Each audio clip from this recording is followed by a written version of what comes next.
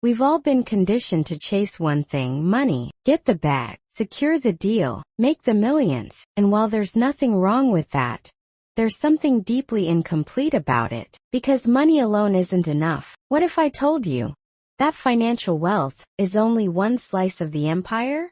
And if that's all you're building, you might be building something shallow, something hollow. In today's journey, we're going to explore the 4 types of wealth that truly matter: financial, time, social, and health/spiritual. And I promise, once you see the full picture, you'll stop chasing riches and start designing a richer life. Let's start with what most people focus on: financial wealth. This is your income, your assets, your investments, your cash flow, your business revenue. Money is important, no doubt about it. It gives you choices, it builds security, it funds your dreams. But here's the truth nobody teaches early enough. Money is the tool, not the throne. It's not the finish line, it's the vehicle. You can have a full bank account and an empty life. You can drive a luxury car and cry in the driver's seat. What does real financial wealth look like?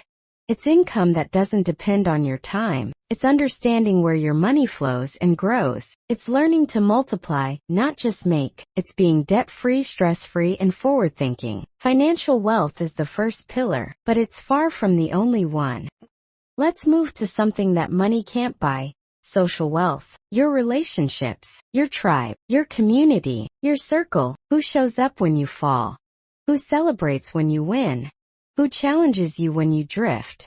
We often neglect this form of wealth in pursuit of the grind, but relationships are emotional capital. They fuel us, ground us, and help us rise again when everything else feels uncertain. Social wealth is about healthy family ties, loyal friends who keep you honest, mentors who sharpen your growth, partners who pour into your vision. If you're building an empire, don't build it alone. Build it in community, because isolation might seem productive, but true strength is sustained by support. This next one? It's the one people ignore until it's too late. Health and spiritual wealth. You can't pour from an empty cup. You can't lead if your body is falling apart. You can't think clearly if your mind is clouded. You can't enjoy the empire if your soul feels bankrupt. Health wealth is physical vitality. Energy to execute, sleep that restores, movement that fuels, habits that strengthen. Spiritual wealth is your inner foundation. Peace in the chaos, purpose in your path, alignment in your actions, faith or mindfulness that centers you. You don't just need wellness, you need wholeness. If your internal empire is weak, your external empire won't last. The balanced empire. Let's pull it all together. Imagine a life where your finances are strong, your time is free, your relationships are deep, and your health and soul are thriving. That's not just success, that's sovereignty. Real wealth isn't built on one pillar. It's built on balance. Too much money, no time equals burnout. Too much time, no money equals frustration. Strong relationships but poor health equals limitation. Great health but no purpose equals emptiness. The empire that lasts is the one built on all 4 foundations: financial, time, social, health, and spiritual. That's the blueprint. The trap of financial overcompensation. Let's talk about something real. The trap of financial overcompensation. Sometimes when we've experienced struggle, poverty, or even shame, we begin to define our worth by our wealth. We become obsessed, not with building wealth holistically, but with using money to heal wounds it was never designed to fix. That's how we end up overspending to prove we've made it. That's how we burn out trying to look successful. That's how we become prisoners of perception. Here's the truth. Money can't validate you. It can buy luxury, but not legacy. Can build ego, but not identity. Don't confuse healing with hustling. Your worth isn't tied to your wallet. Heal the root, so you don't keep chasing fruit that can't feed your soul. The silent cost of ignoring time wealth. Every day time slips through your hands, and most people don't realize the cost until it's too late. You say, I'll rest later, I'll travel next year, I'll spend more time with my kids once I've made it. But later doesn't always come, and next year often turns into never. Time poverty is one of the most dangerous forms of modern slavery, because it's invisible, yet exhausting. and normalized yet toxic. You weren't born just to pay bills and be busy. You were born to experience, enjoy, and evolve. To have time to think, to feel, to breathe. Don't just buy time. Design your time. Make space for what truly matters before it disappears forever. Social wealth is not social media. Let's set the record straight.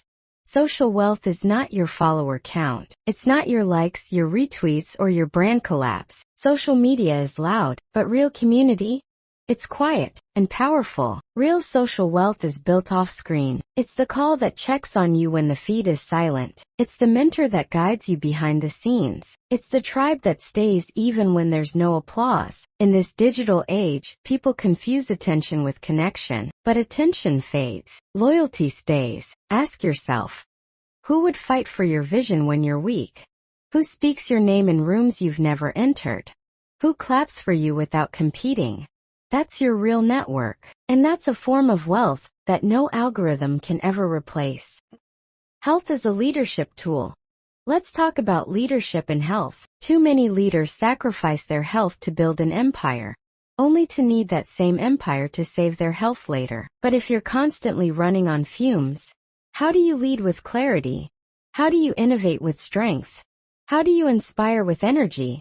Your health is not just personal, it's strategic. It's your stamina. It's your resilience. It's your clarity under pressure. If you want to lead others well, you must lead yourself first. Take care of your body, sharpen your mind, nourish your inner world, because without health, the weight of leadership becomes a burden, not a blessing.